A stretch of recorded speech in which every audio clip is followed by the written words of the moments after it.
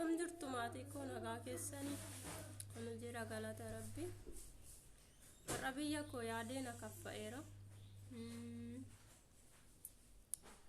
biyya arabaa keessa taa'e garuu haga namoo jedhe keessatti akka bara kanaan akaffa'een beeku jechuun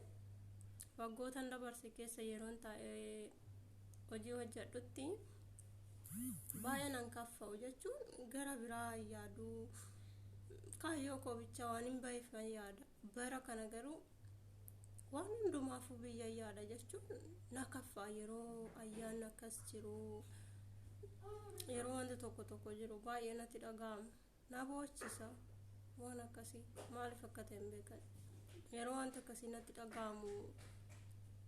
barana nagaa kiyyaan galuu laata maaliin taala wanta akkasii na keessatti dhaga'ama nan sodaadhas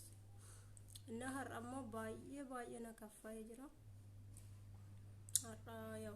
beekamaadha hordoftoonni amantaa ortodoksii an ta'aniif ayyaana guddaadha ayyaana waggaa tasaasittan kabajamu jala bultii isaati jechuudha yeroo hundumaa yeroon xiqqoo ture kaasee guyyaa har'a Gabriela Caffoo kan jedhamuun bula ture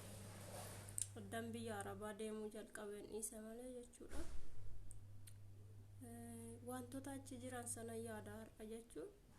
bakka achuma jira sammuun koo achuma yaada biyya na yaachisa maatii na yaachisa akkana hojiilee na jibbisiisa ijoollee ilaaluu inni ilaalle har'a dhugaa dubbachuu ijoolleen illee har'a na jeeqti silaanani akkas yaaduuf natti fakkaate baay'ee na jeeqaa jirti ijoolleen illee anas akkasuma na kaffa'ee isaanis immoo yabaa sanaas kaffa'aa jiru mataan kollee na dhukkube haarii isaanii jechuudha na yeroo na kaffa'e maal akkan gochuu qabuun beeku na kaffa'e yaa faaruun banadhannaa kaanii faaruu koo dhaggeeffadhee narraa gala har'a kanumanillee faaruu koo banadhu ijoolleen na dhorkitee jirti naannaa siin kaffa'e siin maal gootu naa biyya yaadda maal gootu naaf maame kaafa biyya yaadanu kaafa maatii ofii yaadanu maal godhu garuu dhiyoon biyyaa dhufee yoom maatii koo hargee dhufee maaliif akka ta'e naaf hin galu bara kana baay'ee yaada maatii koos baay'een biyya koo yaada baay'een maatii koo yaada yeroo hundumaa yaadni koo gara biyyaati itoon dhufuu baadheeyis nan jedha itoon galanii gaafa dhufan garuu biyya nama yaachisa baay'ee jechuudha galanii deebi'uun miidhaa guddaa qaba wantoota isaan biratti dabarsanii dhufan sana deddeebisanii irra yayyaaduu ta'a waan inni yoo isaan biratti dabarsee dhufeef ta'een beeku baay'ee na jibbisiisa qobaa ta'uun koo jechuudha ijoollee galuu baadheeyyuu daggalee moo otoon deebi'uu baadheeyyuu na jechisiisan naa tokko jireenya waan ta'eef galas deebi'es garuu nagaa naaf ichisiisu inni jedhu kun xiqqooshi nuuffaatannaa tokko addaan kutii dhisitis galee maatii kee wajjin taa'e na jechisiisa naa tokko tammoo jabaadhus hojjedhu na jechisiisa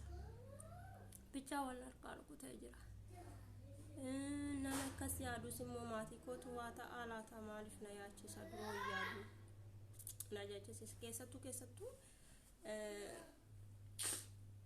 abbaa koo baay'ee yaada bara kana waan isaan hin beeku abbaa koo na yaachisa yeroon biyya galee wanti inni naan jechaa ture waan jiruuf na fakkaata yeroo muraasas abbaa koo wajjin dabarsee jaalalallee ijoollummaatti sarraa argachuu qabu ture sana yaa wajjin hin dabarsine hin arganne waan ta'eef yeroon biyya galetti garuu amma tokko abbaa koo bira taa'ee waan xiqqoo waliin wajjin daddabarsee gorsoota inni naa kennaa ture wantoota garaagaraa fi wanta inni otoo lubbuu hin jiru wayi naan jechaa ture waan jiruuf gaafa nu fuula abbaa kootti nagaan himanne wanti inni narraa eegaa jiru wayii waan tureef otoo nagaan jedhiniin dhufeeni itoon ittiin himin hin deebi'ee dhufe jechuudha. Baay'ee eenyumatti otoon hin himin obbolaa koo hundatti obboleessa koo tokkicha qofa beeka deebi'ee dhufuu koo warri kaan namtuu hin beekan. Sina dhorkanii akkan jalqaba asii galee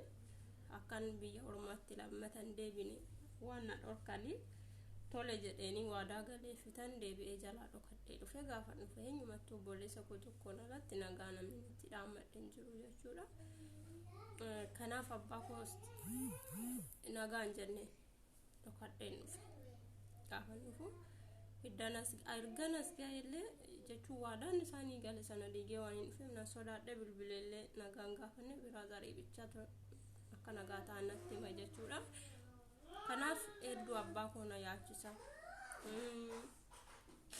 Tarii waan jalaa ta'aa laas waan akkasii na yaachisa. Dhukkubees illee xiqqoo tureera.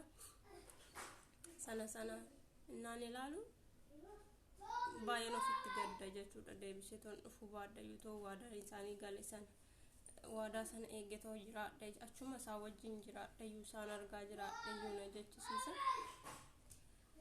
Garuu maaliif akka ta'een hin beeku. Akka isaan nagaa naa ta'an isaanii waaqarraa qaba waaqayyoon akka keenya miti waan ta'eef egaa obsanaa kadhadhaa jiru. Kadhannaa keessan keessatti naaf kadhadhaan isiniin jechuu barbaada.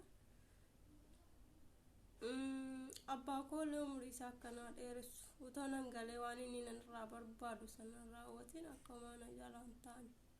abbiin naaf gaddaadha.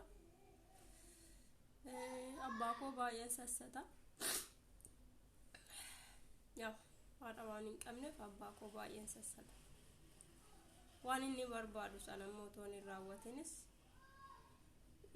akkanuma na jalaa ta'u mataan sana jalaa boo'uu afatullee hin barbaadu. Kanaaf abbaa koollee naa kadhaa akka umuriin isaa naa dheeratu amma nan galutti akkuma na jalaan ta'ani isiniin jedhaa. Akaanaa ta'a.